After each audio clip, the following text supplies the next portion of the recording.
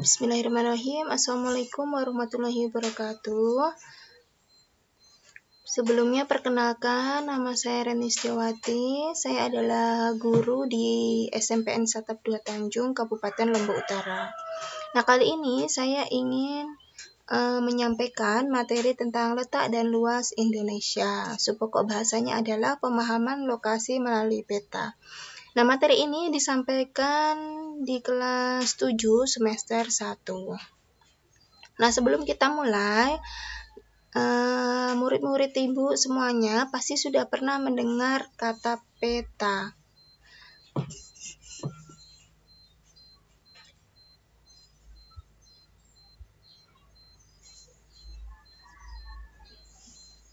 Oke, sebentar.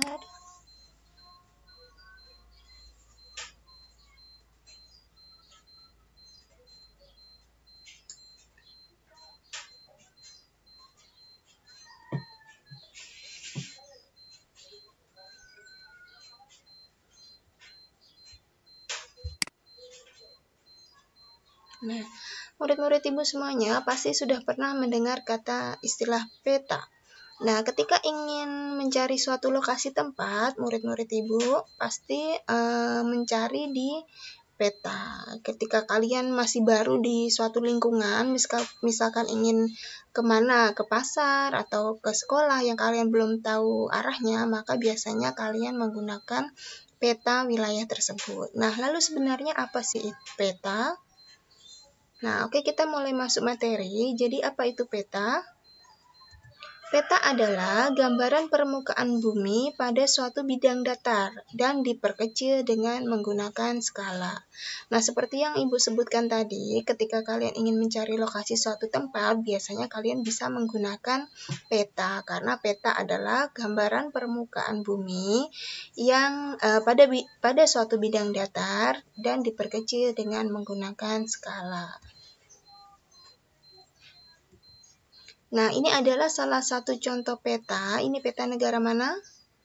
Iya, betul sekali. Ini adalah peta negara Indonesia.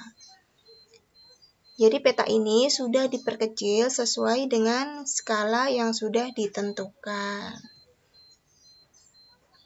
Nah, lalu materi yang akan kita bahas berikutnya adalah tentang bagian-bagian peta.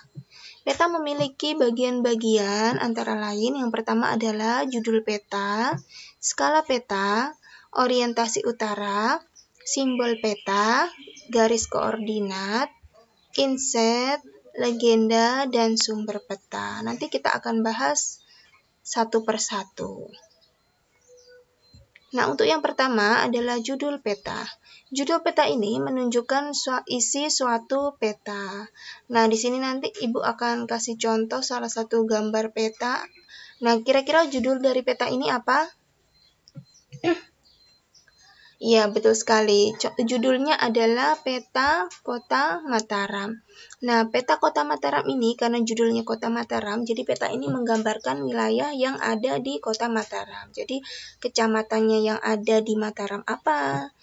Jalannya, sungainya, dan lain sebagainya. Nah, untuk yang kedua tentang skala peta. Skala peta adalah perbandingan antara jarak di peta dengan jarak sesungguhnya di lapangan. Jadi ketika kita ingin menggambar suatu peta, harus ada skala agar ada perbandingannya antara jarak yang di peta dengan jarak sesungguhnya. Lalu skala itu dibagi menjadi dua, ada skala angka dan juga skala garis. Nah, apa itu skala angka? Skala angka itu adalah skala yang berwujud perbandingan angka. Misalnya adalah 1 dibanding 100.000. Apa ya maksudnya? Jadi maksudnya adalah setiap 1 cm di peta itu mewakili 100.000 cm pada jarak sesungguhnya. Nah, untuk yang kedua adalah skala garis. Skala garis ini adalah skala peta yang berbentuk garis dengan ukuran tertentu. Skala garis ini biasanya ada dalam kolom legenda. Nah, gimana contohnya bisa kita lihat di samping. Nah, ini contohnya. Ketika 1 cm di peta itu dalam kondisi sebenarnya atau di lapangan adalah jauh 5 km. Ketika 2 cm, maka jarak sebenarnya 10 km, dan seterusnya. Nah, lalu yang ketiga adalah orientasi utara. Apa itu? Nah, biasanya sebuah peta memiliki orientasi arah utara. Bentuk orientasi ini ditunjukkan oleh simbol berbentuk panah dengan bentuk yang bervariasi. Jadi macam-macam orientasi utara ini ada beraneka macam. Nah, ini ditujuannya apa? Untuk mempermudah arah pada peta. Ini ada contoh-contoh gambarnya. Nah, sebelah paling kiri ini ada arah mata angin ya. Ini salah satu contoh orientasi utara. Ada juga yang berbentuk simpel, cuma panah, dan ada simbol U di atasnya. Nah, lalu untuk yang berikutnya tentang simbol peta. Simbol peta adalah tanda khusus pada peta yang mewakili objek yang dipetakan. Tujuan simbol ini adalah untuk mempermudah penggunaan peta dalam membaca dan memahami isi peta. Nah, simbol peta ini ada bermacam-macam, dibagi menjadi 4. Ada simbol titik, simbol garis, simbol warna, dan simbol area. Contoh simbol peta. Nah, simbol titik ini contoh gambarnya seperti ini. Nah, jadi dia simbol-simbol seperti lingkaran, titik, persegi. Nah, contohnya salah satunya ini ya. Bandar udara, di situ ada gambar pesawat yang ada di dalam lingkaran. Nah, salah satu contoh lagi ada ibu kota negara disimbolkan dengan persegi yang berwarna merah. Nah, lalu untuk simbol garis, nah, di situ ada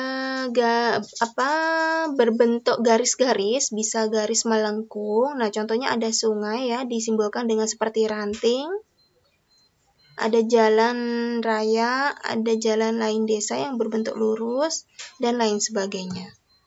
Nah, untuk yang berikutnya ada simbol warna. Nah, ini biasanya untuk mengetahui wilayah daratan atau lautan. Nah, biasanya kalau daratan di simbolnya berwarna hijau, sedangkan untuk laut biasanya disimbolkan dengan warna biru.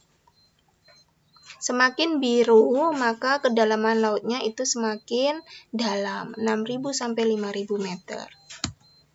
Nah, untuk simbol yang terakhir ada simbol area. Contohnya di sini adalah menyimbolkan suatu wilayah.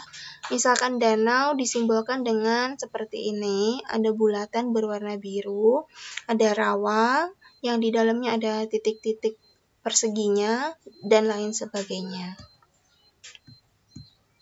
Nah, yang kelima adalah garis koordinat. Apa itu? Garis koordinat adalah garis khayal pada peta berupa koordinat peta dalam bentuk garis lintang dan juga garis bujur. Nah, ini ada contoh gambarnya. Nah, bisa kita lihat. Ini wilayah mana? Ini adalah wilayah Jawa Tengah. Nah, wilayah Jawa Tengah ini berada di garis koordinat berapa? Ini bisa kita lihat. Kalau garis horizontal disebut garis bujur, sedangkan ke bawah atau vertikal disebut garis lintang. Nah, wilayah ini berada di wilayah lintang selatan dan juga bujur timur. Nah, untuk selanjutnya adalah inset peta. Apa itu inset peta? Inset peta merupakan peta kecil yang ada pada suatu peta untuk menunjukkan lokasi daerah yang dipetakan di antara lokasi lainnya yang lebih luas. Nah, agar lebih jelasnya kita bisa lihat di sini. Ini adalah salah satu peta Pulau Kalimantan. Nah, di sini inilah yang disebut dengan inset. Jadi di situ ada peta kecil yang di situ Pulau Kalimantannya diberi kotak. Nah, ini menunjukkan bahwa Pulau Kalimantan berada di sini di antara wilayah Indonesia. Kalimantan berada di sini. Nah, inset menunjukkan lokasi daerah yang dipetakan di antara lokasi lainnya yang lebih luas yaitu wilayah Indonesia. Nah, lalu untuk berikutnya, legenda. Legenda menunjukkan keterangan semua objek yang ada atau muncul pada muka peta. Pada legenda inilah seorang pembaca peta akan mengetahui tentang objek yang ada pada wilayah yang dipetakan. Jadi ini meliputi semua yang ada pada peta tersebut ya. Misalkan saja ada jalan, ibu kota, kota, kecamatan, dan lain sebagainya. Jadi semua ada di legenda. Nah, lalu yang terakhir, ini ada sumber peta. Apa itu sumber peta? Menunjukkan orang atau lembaga yang membuat peta. Nah, dari sumber peta inilah diperoleh informasi untuk pembuat peta, sehingga bisa dinilai kualitas peta yang dihasilkan. Sekaligus Ibu juga menyimpulkan dari semua bagian-bagian peta, semua ada di sini. Nah, kita bisa lihat ada di mana sumber peta? Nah, ada di sini ya. Nah, sumber peta ada di sini, jadi di situ ada biasa pembuatnya dan tahun dibuatnya. Nah, gambar ini sudah mencakup semua bagian-bagian peta. Ada judul, arah mata angin, legenda, simbol, inset, sumber dan tahun pembuatan, dan garis koordinat, dan lain sebagainya. Nah, oke, cukup sekian materi dari Ibu. Apabila ada yang kurang berkenan, mohon dimaafkan. Kurang lebihnya Ibu mohon maaf. Wassalamualaikum warahmatullahi wabarakatuh.